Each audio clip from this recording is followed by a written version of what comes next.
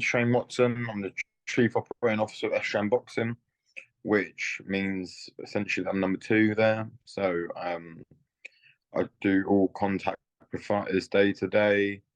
I make sure all camps are going well. I help get their fights organised, some of their fight dates as well. I help organise a lot of their training camps. I was just with Johnny Fisher today actually. He's set to get a fight date announced and getting a camp together. I'm expecting to start sparring AJ in the next few weeks. Be some good experience for him as well. So yeah, just kind of that all round really. Been Chief Operating Officer for 2 years this month now. It's going well. It's been going good. And you just said there you represent Johnny Fisher, who's a massive advocate for men's mental health in boxing. How important do you think it is to take your mental health seriously, especially in terms of the boxing space? Your mental health is maybe even more important than your physical health, or at the least, I would say it's just as important.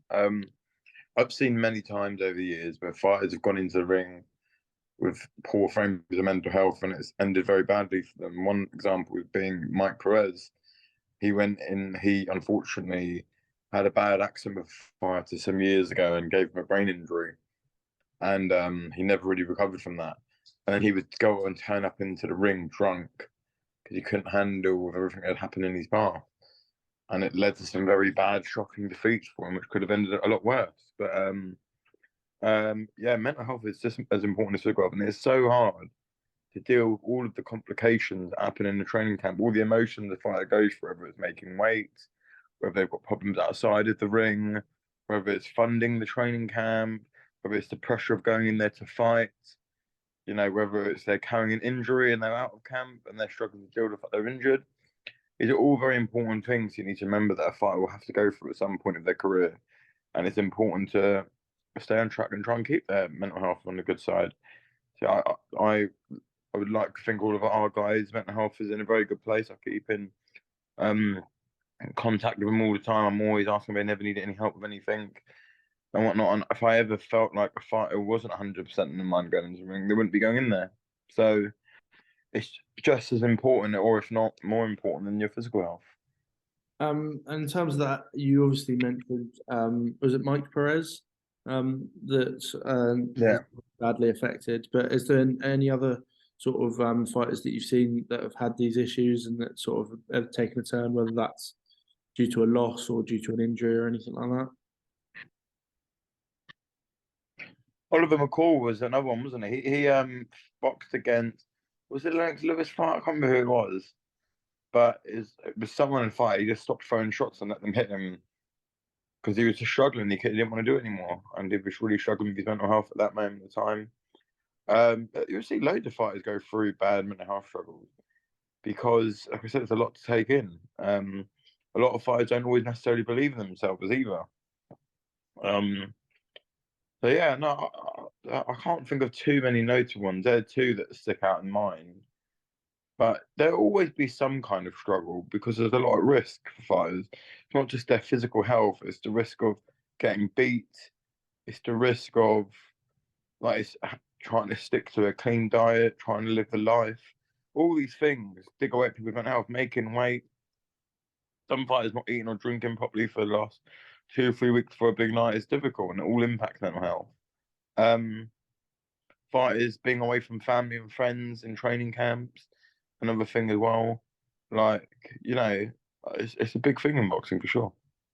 And in terms of your role as a manager, what is your role in regards to well-being towards the fighter? What do you help with in that aspect? Yeah, I mean, I wouldn't say I do anything specific in regards to mental health, but what it is, you build such a relationship with the fighters, you would know if there was something that was up. That's just kind of what it is. It's like they almost all become your best friends, and you'd like to think you never really know. Like sometimes you will never really know if there's a problem, because some people are better hiding it than others. But you would surely pick it up within their performances and training, or within their attitude when you're around them. You would like to think so anyway, unless they're super good at hiding it. But always checking in, always making sure they're there if they need help with anything. always spending time with them outside of camp, and that'd be a good way of realizing or recognizing any issues. Yeah, and almost just being there for any issue they have, whether it's personal life or um, problems inside their business life. So yeah, if I'm being honest, I've been quite lucky. I've not really had to go through too many in boxing myself, but I've definitely seen it with others for sure. And in terms of that, you rep Joyce, who's entered the sport quite late. How important for him and for you is it to accelerate sort of maybe his progress a little bit more to keep him with his goals? Obviously, the two losses just recently to Weili Zhang has put him back quite a lot, considering his goals are going for a world title. How important is it balancing his goals but also his development? Yeah, I mean, of course, yeah, it's very important. I've been speaking to him every day, almost giving him a bit of a break for 3 days. I mean, it's probably not always nice speaking to me every day, even more so after being with me every day in Las Vegas. But yeah, no, he's had a great holiday, and one thing I made sure that he did do after a major setback is have a nice holiday, spend time with his girlfriend and friends, and almost escape it all really, and just think about and just enjoy what maybe you haven't been able to enjoy much this year, and that's your family, your friends, food, some drinks, whatever. Just unwind. Don't even think about boxing. He's done that now. He's back. And yeah, it's more about just setting the comeback for him now. I don't want him to be sitting there pondering, wonder where his career is going to go. I want to get him back out as soon as possible, get him a nice, steady win, and then get straight back in the mix.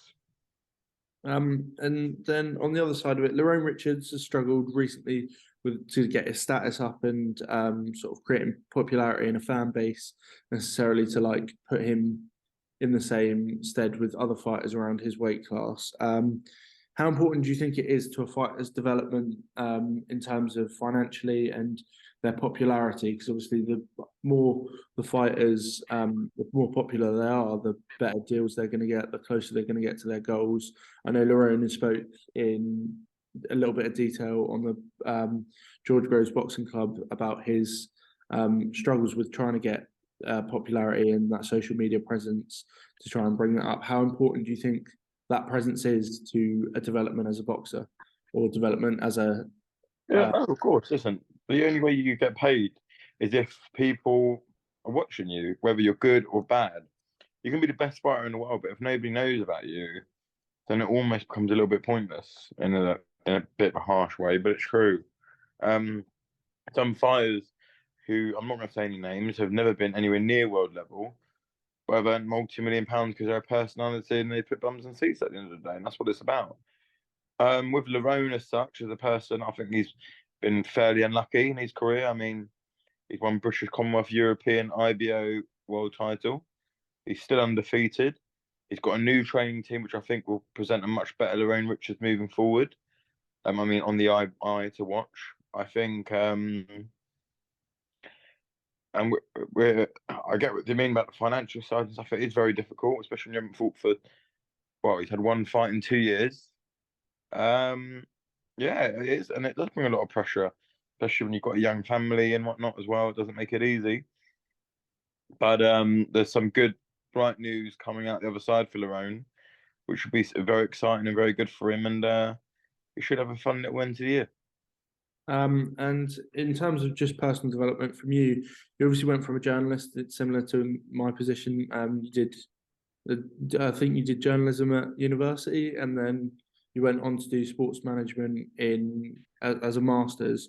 How did you sort of make that decision going from a journalist at PBS Sport to management and going into managing fighters in SJAM? Yeah, it's been a bit of an interesting journey. So I started the media side just to get a bit of experience in what I was aspiring and learning to do. So I met what my best friend at university, Pav, who already had this little channel of his own. So then we jumped on it together, traveled the world together, interviewing some of the biggest names in the sport. And it was a great experience to me at a young age. I couldn't believe how accessible boxing was. Um, my first interviews were like just some of the biggest names in the world. Crazy. And I was just in first year at university, coming for Freshers Week, so it was a bit mental. But I then I got a bit bored of it. I'll be honest. Boxing media, it's a bit of a brutal world, like, and I'll be honest. After 3 or so years, I think it was about that long, I really started to get tired of it, and I thought, do you know what? I don't see myself doing this forever. That's just honestly how I felt. So I thought, do you know what? What other avenues can I stay in the sport though? Because I really love boxing, and I thought, well, do you know what? The one thing, some things I have got, which I've learned just by being an avid boxing fan since I was a child, and I went around gyms, sparring and stuff when I was younger, and I had unlicensed fights as well. Um, and just being glued and watching fights that are not even on TV and whatnot all the time, like ever since I was a kid, I've always felt like I've been able to dissect a fight quite well, and I'm really good at understanding styles and stuff like that. And matchmaking's always been a key, I think, key attribute of mine. And I'd like to think I'm a people's person, so I'd be good at listening to people's problems and stuff not what I need help with. So I thought management moving forward would always be a good idea because, like, just thinking about it, like, I can do the boxing side of it because I've learnt and understood it, and I've been lucky enough to spend large amounts of time around some of the best trainers of all time, and obviously picking up and learning small things that they do, and that they then put an arm around me and tell me why they make this decision and why they've done that, and it's just things that I've added to my knowledge really over the years. But um, yeah, and I just felt like management would work out for me. And to be fair, I've been working in a management company. I'm 28 now, so 6 years I've been doing it, and I've really enjoyed it. It's been really, really good fun. Been some great nights. There's been some not so great nights as well. I mean, before this year, we were 6 years undefeated. You know, we're the longest unbeaten streak in boxing. So we were doing really, really good. And sometimes when you go up to the top level, especially at heavyweights, where it only takes one shot, you're not going to always get the results you want to do, but it's how you come back. It's not over there. Plenty, all the best fighters of all time have lost fights before. And if people say Floyd Mayweather hasn't, well, he's not one of the best fighters of all time. I think there's a good 15 or 20 fighters ahead of him. So, but many of the greats. I mean, even look at Bernard Hopkins. He lost on his debut. So it's not the end of the road. It's only the end of the road when you want it to be the end of the road. And when you start slowing down, picking up injuries, and your speech starts going, then you make decisions on that. But when all of your body's intact and you feel good, then there's no reason to stop. And you said you were meeting with Johnny Fisher today about a potential opponent. Can you give me any ideas to who it could possibly be? To be honest, it's more just actually securing the fight date itself. It was more so, if I'm being honest, opponents haven't massively been discussed. I don't think it's going to be a title fight because, to be honest, it's just not really a title to actually fight for. The English are locked up. British is obviously going ahead next weekend. The Commonwealth, I think, maybe on the line for that as well, the vacant Commonwealth title. So yeah, it doesn't really leave a lot. And anyone in the Southern era actually can't fight for they can't defend the belt against, because I believe I've heard rumours that Frank Ignatius has got a fight with another British heavyweight, and then it don't really leave a long list because you need to want at least a 6 and 8 rounder, I think, to fight for the title. So yeah, don't leave a long list, to be honest. But I would personally like someone a bit experienced, who's been around the block a bit, who maybe isn't what they once was, but they've still got a bit left in the tank, and can take Johnny through a few rounds and make him ask a question or two. That's kind of what I think is necessary for Johnny at this stage, to be honest. All right, perfect. That's all done. Thank you very much. Thanks, mate.